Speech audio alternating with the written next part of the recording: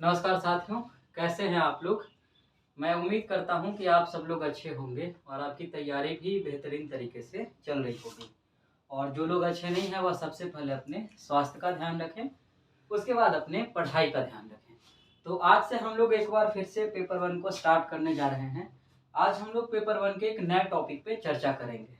तो हमेशा की तरह सबसे पहले आप सिलेबस निकाल लीजिए और साथ में आप प्रीवियस ईयर क्वेश्चन पेपर को अपने साथ रखिएगा, ताकि मैं कोई भी टॉपिक पढ़ाता हूं तो आप उसके साथ सॉल्व करते चलिएगा, ताकि आपको पता चल सके कि जो कुछ भी आप पढ़ाई कर रहे हैं उसका कितना फायदा आपको पहुंच रहा है। तो चलिए हमेशा की तरह हम लोग सिलेबस निकालते हैं।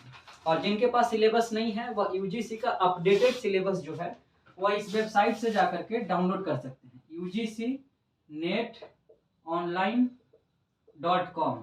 UGC.ac.in पे भी एक वेबसाइट है, लेकिन वहां पर भी एक सिलेबस अपलोड किया हुआ है, लेकिन वह पुराना वाला सिलेबस है, अपडेटेड सिलेबस नहीं है। तो यहाँ पे आपको अपडेटेड सिलेबस मिल जाएगा। तो चलिए अब मैं मान कर चल रहा हूँ कि आपके पास सिलेबस है और प्रीवियस ईयर क्वेश्चन पेपर तो होना ही चाहिए। तो चलिए सिलेबस के आप सीधे चलेंगे सिलेबस में 5वें यूनिट में, यूनिट नंबर 5 में। ठीक है, यूनिट नंबर 5। यूनिट 5 में है mathematical reasoning.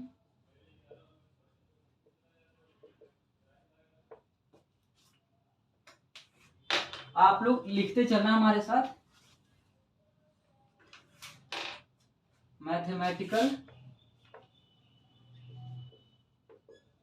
Reasoning and aptitude. तो इस टॉपिक में हमें कौन कौन सा यूनिट पढ़ना है, इस यूनिट में हमको कौन कौन सा टॉपिक पढ़ना है, सबसे पहले उसको देखते हैं। तो इसमें देखिए सबसे पहला जो टॉपिक है उसका नाम है टाइप्स ऑफ रीजनिंग, जिसके बारे में हम लोग बात करेंगे। और दूसरा है उसमें है नंबर सीरीज है, लेटर सीरीज है, कोड है जिसको मैथ की भाषा में कोडिंग एंड डिकोडिंग कहते हैं। और उसके बाद रिलेशनशिप्स है। तो रिलेशनशिप्स में आपको ब्लड रिलेशन से रिलेटेड एक सवाल पूछा जाता है, जैसा यदि आपने प्रीवियस ईयर में एग्जाम दिया है तो आपको पता होगा। और तीसरे नंबर पे है, तीसरे पॉइंट में मैथमेटिकल एप्टीट्यूड। तो मैथमेटिकल एप्टीट्यूड में आप देखोगे तो आपको मैथ का कुछ सेक्शन पढ़ना है, जिसके बारे में हम लोग विस्तार से चर्चा करेंगे। फ्रैक्शन है, टाइम एंड डिस्टेंस है, रेशियो है, प्रोपोर्शन है जिसको हिंदी में अनुपात कहते हैं, अनुपात एवं समानुपात कहते हैं, ratio and proportion, and percentage, प्रतिशत के बारे में पढ़ना है, प्रॉफिट एंड लॉस है, इंटरेस्ट है जिसमें हम लोग कंपाउंड इंटरेस्ट वगैरह के बारे में भी पढ़ेंगे, एंड डिस्काउंटिंग है, एंड एवरेज है। तो इतने सारे टॉपिक हैं। इसमें आगे देख लेते हैं और भी कोई टॉपिक है, नहीं। तो यह इतने ही टॉपिक हैं जिससे आपसे 5 सवाल पूछा जाता है। देख आपको पता होगा कि हर यूनिट से आपसे 5 सवाल पूछा जाता है, प्रत्येक सवाल 2 नंबर का होता है, यानी टोटल 10 मार्क्स जो है यहाँ पर एग्जिस्ट करता है। और यह यूनिट जो है यह इतना इजी है कि जो लोग आर्ट्स से पढ़े हैं, जो लोग साइंस से पढ़े हैं, जिनका मैथमेटिकल बैकग्राउंड नहीं भी रहा है, वो भी यहाँ से 10 नंबर आसानी से ले सकते हैं, यदि आप वीडियो को बहुत ध्यानपूर्वक देखते हैं तब। तो आज यह सीरीज स्टार्ट हो रहा है, आज सीरीज का पहला वीडियो है, तो हम लोग एक यूनिट पे एक टॉपिक पे आज चर्चा करेंगे। तो चलिए फिर स्टार्ट करते हैं बिना देर के हुए।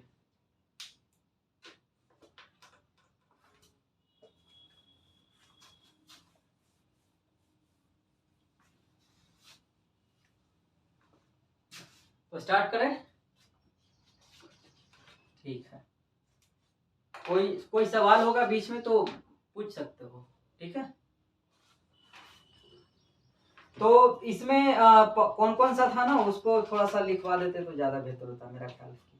नंबर सीरीज के बारे में हम लोग बात करेंगे, ठीक है। किसके बारे में बात करेंगे? नंबर सीरीज के बारे में। नंबर सीरीज, नंबर को क्या कहते हैं हिंदी में? वही मतलब संख्या श्रेणी, ठीक है। जो भी हो समझने की कोशिश करते हैं। नंबर सीरीज को स्टार्ट करने से पहले आप 3 बात को समझ लीजिए, 3 बिंदु को समझिए, 3 डेफिनेशन को समझ लीजिए, उसके बाद चीजें और आसान हो जाएंगी। जैसे हम लोग घर बनाने से पहले गिट्टी हो या सीमेंट हो, ये सारा चीज पहले गिरवा लेते हैं, उसके बाद हम लोग मसाला तैयार करते हैं। बिल्कुल उसी तरीके से यहाँ पे कुछ यूनिट जो है, कुछ टर्म है जो आप पहले समझ लीजिए, उसके बाद फिर इसके सवाल को हम लोग सॉल्व करेंगे। तो सबसे पहले बात करते हैं, यहाँ पे 2-3 टर्म समझिए। एक को बोलते हैं प्राइम नंबर, प्राइम नंबर। और दूसरा होता है कंपोजिट नंबर, कंपोजिट नंबर। और तीसरा है जो प्राइम भी नहीं है और कंपोजिट भी नहीं है। और चौथा समझ लीजिए, चौथा को क्या बोलेंगे, जिसको सम संख्या बोलते हैं हिंदी में। और पांचवे को समझ लीजिए विषम संख्या। बस ये 5 बहुत बेसिक चीज है, यदि आप इसको समझ पाते हैं तो फिर चीजें आगे आपके लिए आसान हो जाएंगी। प्राइम नंबर को हिंदी में कहते हैं अभाज्य, ठीक है, क्या कहते हैं, अभाज्य। तो अभाज्य संख्या किसको कहते हैं, थोड़ा सा इसको समझने की कोशिश करते हैं, ठीक है। अभाज्य संख्या आप लोग बचपन में पढ़े होंगे, अ का मतलब क्या होता है, अ का मतलब हिंदी में होता है नहीं, है ना। और भाज्य का मतलब जिसमें भागा नहीं दिया जा सके, भाग नहीं दिया जा सके। तो प्राइम नंबर में वैसे नंबर आते हैं जो 1 से बड़ा हो, ठीक, जो 1 से बड़ा हो और केवल 1 से विभाजित हो, उसके अलावा वो किसी से भी विभाजित नहीं होगा। तो जैसे उदाहरण के तौर पे 1 से बड़ा होगा तो कौन सा संख्या है, 2 है, ठीक। अब 2 जो है केवल अपने आप से विभाजित है और 1 से विभाजित है, उसके अलावा कोई भी दुनिया में नंबर नहीं है जिससे 2 को विभाजित किया जा सकता है। तो 2 एक तरीके से प्राइम नंबर है। तो यहाँ पे एक सवाल यह भी उत्पन्न होता है कि आप यह बताओ कि पूरे नंबर सीरीज में, ठीक है, सबसे छोटा जो प्राइम नंबर है वो कौन सा है, तो वो है 2, ठीक। 2 के बाद कौन सा अंक हो सकता है, 2 के बाद 3 भी हो सकता है या नहीं हो सकता है। 3 1 से विभाजित हो सकता है और 3 1 से बड़ा भी है, और 3 1 के अलावा किसी और से विभाजित नहीं हो सकता है, वो खुद से ही होगा। समझ में आ रही बात। तो 2 और 3, उसके बाद इसी में आगे धीरे धीरे कर करके बढ़ते चले जाइए। जैसे आगे आप सोचिएगा तो क्या हो सकता है, 5 हो सकता है, 5 केवल 1 से विभाजित होगा और उसके अलावा 5 खुद से विभाजित होगा और 5 1 से बड़ा भी है। तो प्राइम नंबर होने के लिए 2 शर्त था। कौन कौन शर्त था, पहला शर्त था कि वो खुद से विभाजित हो, खुद से विभाजित हो। हम लोग इसको मिटा लें, एक एक करके पढ़ेंगे, प्राइम नंबर भी देख लेते हैं। खुद से विभाजित हो और वह संख्या 1 से बड़ा हो, ठीक, 1 से बड़ा हो। और सभी संख्याएं जो होंगी 1 से तो विभाजित होना ही है उसको, चाहे दुनिया की कोई भी संख्या हो, 0 को छोड़ करके बाकी सब 1 से विभाजित होंगी। तो 2 शर्त है प्राइम नंबर होने का। तो यदि इस सीरीज को आगे और बढ़ाया जाए तो हम लोग 2 3 5 को आगे बढ़ाते हुए हम लोग 7 कर सकते हैं, ठीक। क्या हम लोग 9 कर सकते हैं, 9 नहीं कर सकते। क्यों, क्योंकि 9 तो 3 से विभाजित होगा। तो हम लोग शर्त क्या रखे थे कि जो केवल 1 से विभाजित हो और अपने आप से विभाजित हो। तो 9 नहीं हो सकता, लेकिन 9 के बाद क्या 11 हो सकता है, हो सकता है। अच्छा बताओ, हम लोग 10 को क्यों नहीं ले रहे हैं, 10 को इसलिए नहीं, तो 10 तो कई संख्याओं से विभाजित है, 2 से है, 5 से है, ठीक है। तो 10 का तो मैटर ही नहीं बनता। 11 है, उसके बाद 12 नहीं हो सकता, लेकिन 13 क्या हो सकता है, बिल्कुल होना चाहिए। लेकिन क्या 15 होगा, नहीं होगा। पर मेरे ख्याल से 17 तो होना ही चाहिए, 17 होगा। क्या 19 होगा, 19 भी होगा। क्या 21 हो सकता है, 21 नहीं हो सकता है। तो फिर 23 हो सकता है। क्या 25 हो सकता है, 27 हो सकता है, 29 हो सकता है, 29 हो सकता है। 30 तो नहीं होगा, लेकिन 31 हो सकता है। ऐसे ही हम लोग बढ़ते बढ़ते बढ़ते बढ़ते आ सकते हैं, हम लोग 100 तक पहुंचेंगे, ठीक है। 100 तक हम लोग पहुंच सकते हैं। क्या 98 विभाजित हो सकता है, 98 तो हो जाएगा। 99 भी विभाजित हो सकता है और 100 हो ही सकता है। तो 100 से ठीक पहले यदि पूछा जाए कि पहला प्राइम नंबर कौन हो सकता है, ठीक, 2 अंकों की सबसे बड़ी प्राइम नंबर तो कौन हो सकती है, 97। क्या विभाजित होगा, 97 विभाजित नहीं होगा 3 से, नहीं हो सकता है, ठीक।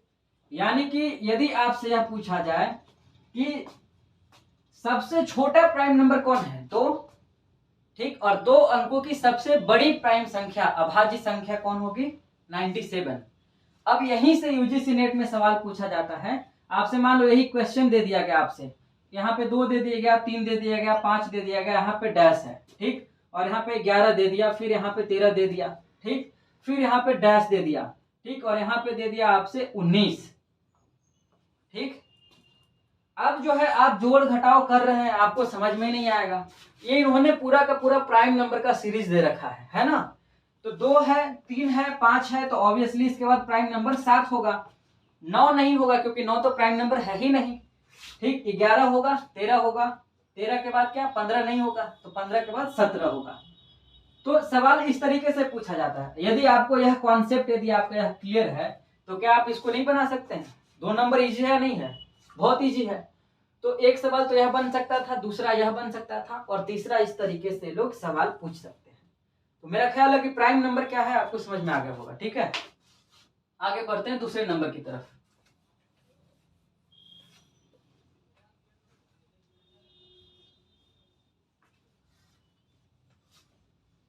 दूसरा क्या नंबर था? दूसरा नंबर है, उसको बोलते हैं कंपोजिट नंबर। ठीक है, अंग्रेजी में कंपोजिट ही बोलना चाहिए। दूसरा हमने बात किया था संयुक्त संख्या।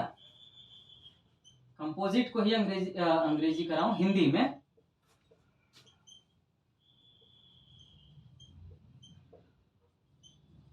अब बोलो इसका डिफिनेशन क्या है? इसके लिए 2 शर्त है। पहला वही 1 से बड़ा, ठीक, क्या 1 से बड़ा। और दूसरा शर्त क्या हो सकता है? वैसी संख्या जो अभाज्य नहीं हो। ठीक, तो यदि आपसे पूछा जाए कि संयुक्त संख्या होने के लिए, कंपोजिट संख्या होने के लिए कौन कौन सा 2 शर्त हो सकता है, तो पहला शर्त है कि वह संख्या 1 से बड़ा होना चाहिए, और दूसरा शर्त यह है कि वह संख्या अभाज्य संख्या नहीं होना चाहिए। और अभाज्य संख्या को ही प्राइम नंबर बोलते हैं। तो वह क्या है यह हम लोग पीछे समझ चुके हैं। तब इसमें यदि आपसे पूछा जाए कि संयुक्त संख्या में कौन कौन संख्या फिर आ सकता है, अब आप बताओ, क्या 2 आएगा? ठीक है, 2 आएगा? 2 नहीं आना चाहिए ना। क्यों नहीं आना चाहिए? क्योंकि 2 तो अभाज्य संख्या था। ठीक, समझ में आ रही बात? तो फिर क्या 3 आएगा? 3 भी नहीं आएगा ना। 3 भी नहीं आना चाहिए क्योंकि 3 भी अभाज्य संख्या था, और 3 1 से बड़ा भी था। तो फिर उसमें बाकी जो नंबर सिस्टम के बीच में, जैसे 0 से हम लोग चलेंगे 1 से लेकर के 100 के बीच में चलेंगे। ठीक, तो बाकी जो भी अभाज्य संख्या और 1, यह सभी बिंदुओं को छोड़ करके, जैसे मान लो कि यहाँ पर है, ये नंबर सिस्टम है, नंबर लाइन है। ठीक, 1 है, यहाँ पे 2 है, 3 है, 4 है, 5 है, 6 है, 7 है, इस तरीके से बढ़ते बढ़ते 100 तक आ गए। तो 1 तो नहीं होगा यहाँ पर कंपोजिट नंबर में। ठीक, 1 से बड़ा होना चाहिए। और दूसरी बात, प्राइम नंबर कंपोजिट नंबर नहीं होगा। तो प्राइम नंबर 2 है तो यह नहीं होगा, 3 है तो नहीं होगा, लेकिन 4 है तो 4 हो सकता है। ठीक, 5 तो अभाज्य संख्या, नहीं होगा। 6 होगा, 6 कंपोजिट नंबर हो सकता है। 7 अभाज्य संख्या है और 1 से बड़ा भी है, तो यह नहीं होगा। क्या 9 होगा? तो 9 होगा, है ना।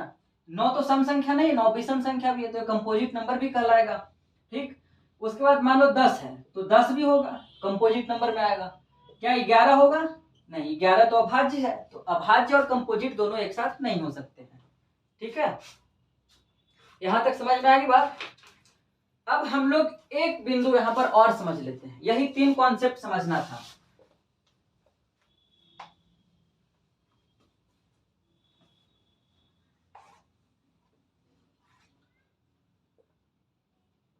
एक है, एक जो संख्या, अब आपके मन में सवाल आ रहा होगा कि अच्छा एक फिर क्या है भाई?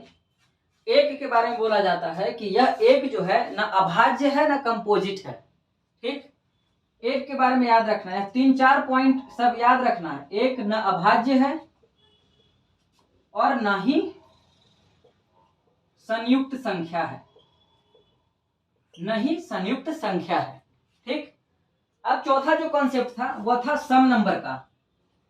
सम संख्या के बारे में आप लोग जानते होंगे। सम संख्या किसे कहते हैं? जो 2 या 2 के गुणनफल से विभाजित हो। ठीक, जैसे 2, 4, 6, 8, 10, 12, 14, 15, 16, 18, 20, ये सभी क्या होंगे? ये सभी सम नंबर में आएंगे। ठीक है, लेकिन इसके ठीक उल्टा यदि आपसे पूछा जाए विषम संख्या, तो विषम संख्या क्या है? जो 2 या 2 के गुणनफल से विभाजित नहीं हो। जैसे 3 है, 2 से विभाजित नहीं होगा, लेकिन क्या 3 के बाद 4 होगा? 4 नहीं होगा। क्या 5 होगा? 5 हो सकता है। क्या 7 हो सकता है? बिल्कुल हो सकता है। क्या 9 हो सकता है? 9 हो सकता है, क्योंकि 2 के गुणनफल से 9 तो विभाजित है ही नहीं, कभी नहीं हो सकता। क्या 11 हो सकता है? हो सकता है। क्या 10 हो सकता है? 10 नहीं हो सकता है, क्योंकि ये 2 से विभाजित हो जाएगा। 13 होगा, 15 हो सकता है, 17 हो सकता है। इसमें आगे बढ़ते चले जाएंगे 100 तक, ठीक है। तो ये एक एक चीज ध्यान रखना आपको। तो जो 4-5 कॉन्सेप्ट था, मेरा ख्याल है कि हम लोग समझ चुके हैं। अब हम लोग पैटर्न के बारे में बात करते हैं कि ये लोग सवाल कितने पैटर्न में ये लोग पूछते हैं, ठीक है। तो ये लोग लगभग 8 से 10 पैटर्न पे ये लोग सवाल पूछते हैं नंबर सीरीज से। एक बार एकदम ध्यान से समझना है, 2 नंबर एकदम 110% तय है। कोई भी एग्जामिनेशन हो जहां पे मैथमेटिकल रीजनिंग पूछा जाता हो, अब वह जो होता है ना, उसको हम लोग थोड़ा सा समझने की कोशिश करते हैं। इतना इजी है ना कि उसका कुछ कहने लायक नहीं है। पहला जो सीरीज होता है उसको बोलते हैं ऐड वाला सीरीज, ठीक है। कई सीरीज, इसमें 8-10 सीरीज हैं, ठीक है। तो पहले सीरीज को हम लोग बोलते हैं क्या? Add series. Add series. Add series का सवाल कैसे रहता है?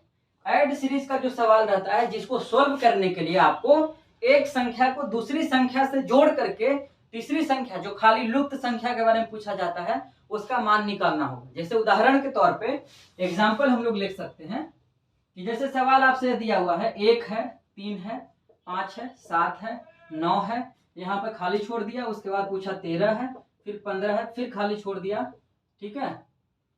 फिर यहाँ पे 19 दे दिया, फिर खाली छोड़ दिया, फिर यहाँ पे आपसे 23 दे दिया, ठीक। अब आपसे पूछा गया कि यह जो लुप्त संख्या है, यह जो लुप्त संख्या है और यह जो लुप्त संख्या है, इसका मान ए रख दिया, इसका मान बी रख दिया और इसका मान सी रख दिया। और आपसे ऑप्शन में पूछा गया, ऑप्शन में ए में दे दिया मान लो कि 2, 3, 5, बी में दे दिया 4, 5, 6 और सी में दे दिया, सी में मान लो दे दिया कितना? 11, 17 और 21, और डी में आपसे दे दिया 21, 22, 24, ठीक। तो यह जो सवाल होता है ना, इसको ऐड सीरीज के माध्यम से हम लोग बनाते हैं। जैसे आप देखिएगा, ध्यान से देखिए आप, ठीक। यहाँ पर प्रत्येक जो संख्या है वो पिछले संख्या से 2 ज्यादा है।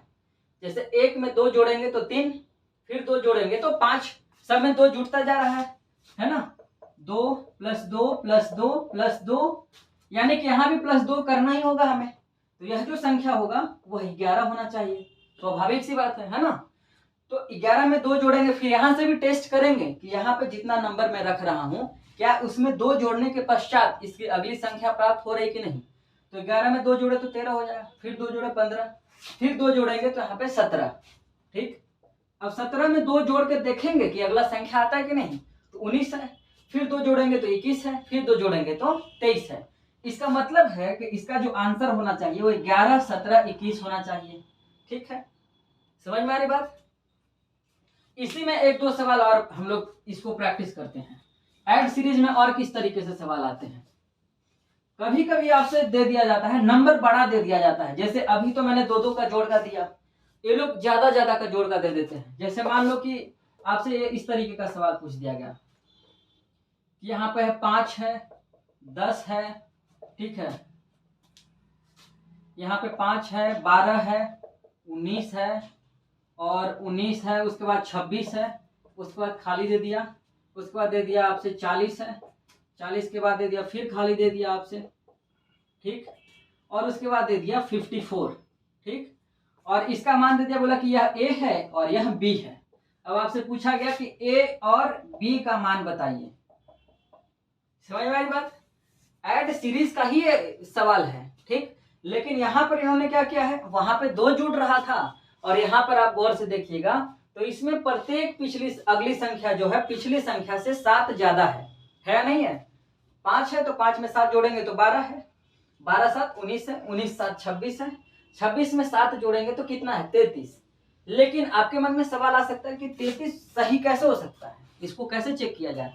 तो 33 में आप 7 को जोड़ करके देख लीजिए अगला संख्या आता है कि नहीं। यदि आता है इसका मतलब आप सही जा रहे हैं, ठीक। अब 40 में 7 जोड़ देंगे तो कितना हो जाएगा 47, और इसमें 7 जोड़ देंगे तो 54, सही है ना, ठीक। तो ये चीज को ध्यान में रखना है आपको। यहाँ पे नंबर ए का वैल्यू कितना हो जाएगा 33 और b का वैल्यू कितना हो जाएगा 47। इसी तरीके से तीसरा सवाल है, आप बताना, मैं लिख रहा हूं, ठीक है। यहां पे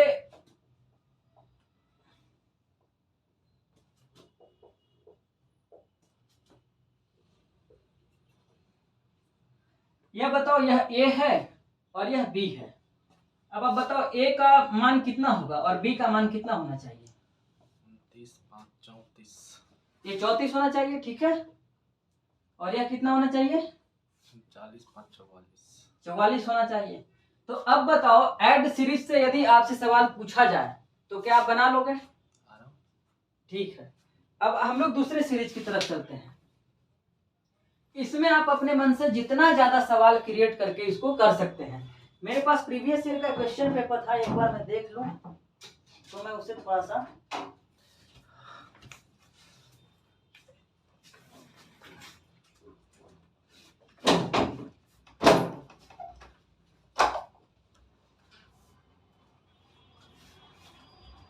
मैं प्रीवियस ईयर का थोड़ा एक दो सवाल देख लेता हूं जहां से पता चल सके, क्योंकि प्रीवियस ईयर में तो इससे और ज्यादा इजी पूछा जाता है, इसमें तो मैंने थोड़ा बहुत घुमाया भी।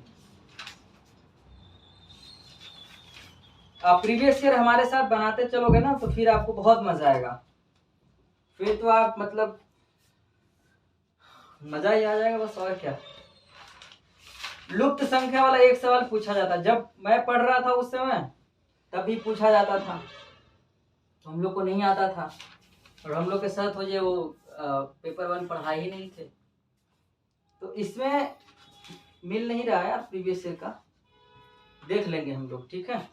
एक सीरीज चलाएंगे ना जिसमें हम लोग प्रीवियस ईयर का पूरा प्रैक्टिस ही करेंगे, ठीक है। अभी फिलहाल हम लोग दूसरे सीरीज को समझते हैं।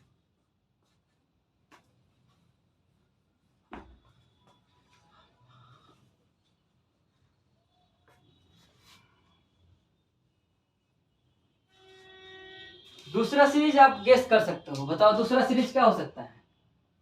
जब ऐड सीरीज है तो ऑब्वियस सी बात है कि फिर डिफरेंस वाला भी सीरीज आएगा, जोड़ वाला सीरीज है तो फिर घटाव वाला सीरीज होगा, ठीक। तो यहां पे कर सकते हो डिफरेंस बेस्ड सीरीज,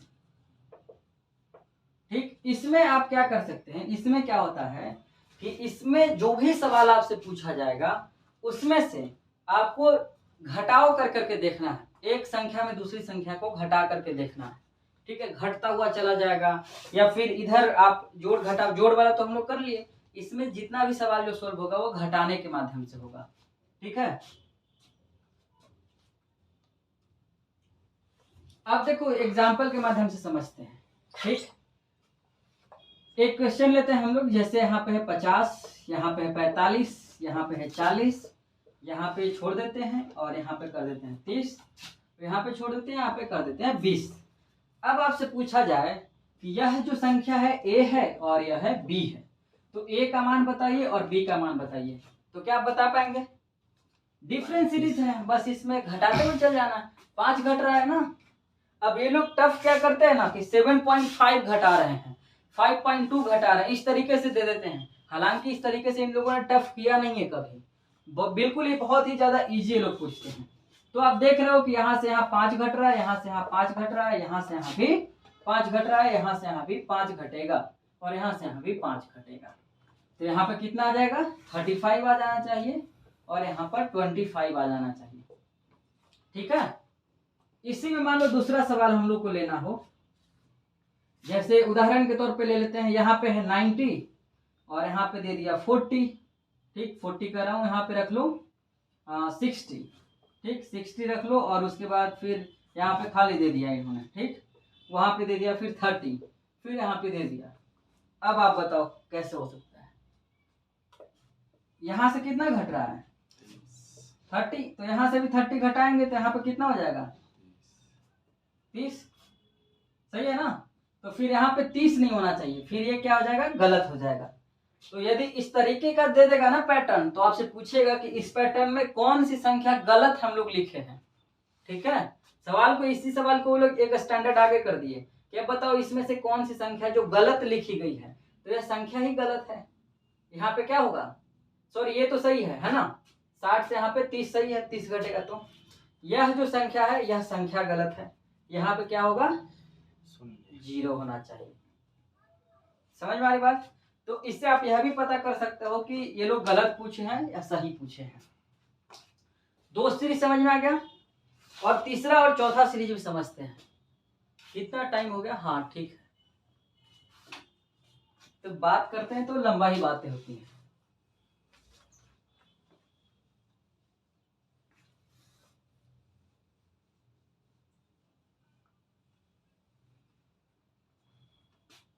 चौथा समझते हैं। चौथा जो है वो मल्टीप्लिकेशन का सीरीज होता है, ठीक है, गुणा के आधार पे। इसमें कैसे पूछा जाता है, इसमें जैसे सवाल ले लेते हैं, यहां पर आपसे दे दिया गया 3, यहाँ पे दे दिएगा 9, यहाँ पे दे दिएगा 27, यहाँ पे खाली दे दिएगा, ठीक है, समझ में आई बात। अब यहाँ पे दे दिया गया 243। अब आपसे पूछा गया यहाँ पर क्या होगा, 81। कैसे 81 होगा, यहाँ से यहाँ जाने में कितना गुना हो रहा है, 3। और यहाँ से यहाँ जाने में 3। यानी यहाँ से यहाँ जाने में भी 3। यानी यहाँ से यहाँ करेंगे तो कितना हो जाना चाहिए। 81। और हम कैसे चेक करेंगे कि यह 81 सही है, 81 × 3। 3 से गुना करेंगे तो क्या इतना आता है, आना चाहिए ना, ठीक है, इसका मतलब हम लोग सही है। अब इसी में एक और आगे लोग बढ़ेंगे तो और क्या कर सकते हैं, कितना आगे लोग बढ़ेंगे यार, एक बार बस दिमाग लगाओ। यहाँ पे 2 दे दिया इन्होंने, ठीक है, यहाँ पे दे दिया 10, यहाँ पे खाली छोड़ दिया, ठीक है, यहाँ पे इन्होंने खाली छोड़ दिया, यहाँ पे कितना संख्या होगा वो आप सोच करके रखो, ठीक है, यहाँ पे दे दिया 250, ठीक है, और यहाँ पर दे दिया आपसे 750, 7500, और यहाँ पे दे दिया खाली, ठीक। अब जो है लड़का कोई अचानक से चीजें ही नहीं समझ में आ रही कि अरे यार यहाँ पे 2 है, यहाँ पे 10 है, ये अचानक से यहाँ से 250 हो गया, फिर ये कैसे सीरीज बढ़ रहा है, ठीक। तो यह जो सीरीज है वह मल्टीप्लिकेशन का सीरीज है। तो आप पीछे से मुड़ करके देखिए, 2 में कितना से गुना हो रहा है, 5 से गुना हो रहा है। अच्छा, अब 5 में कितना से गुना करेंगे हम लोग,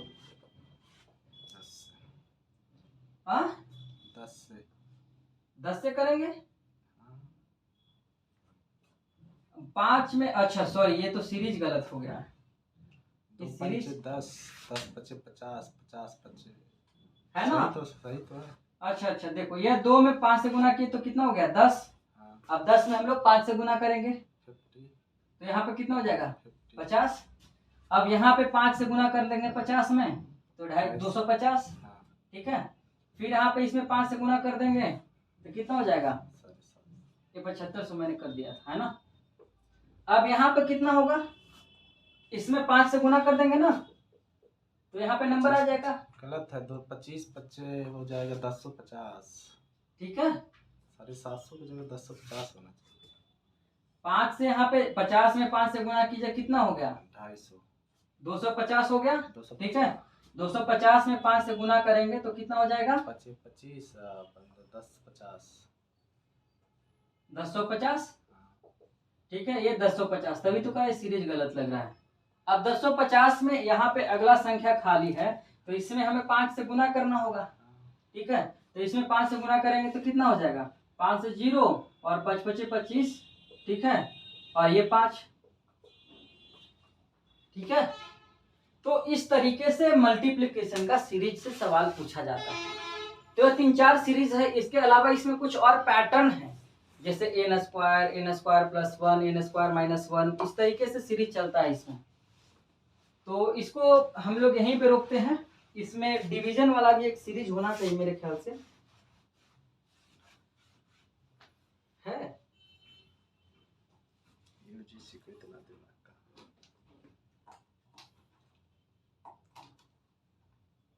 हाँ, एक सवाल लेते हैं डिवीजन वाला सीरीज।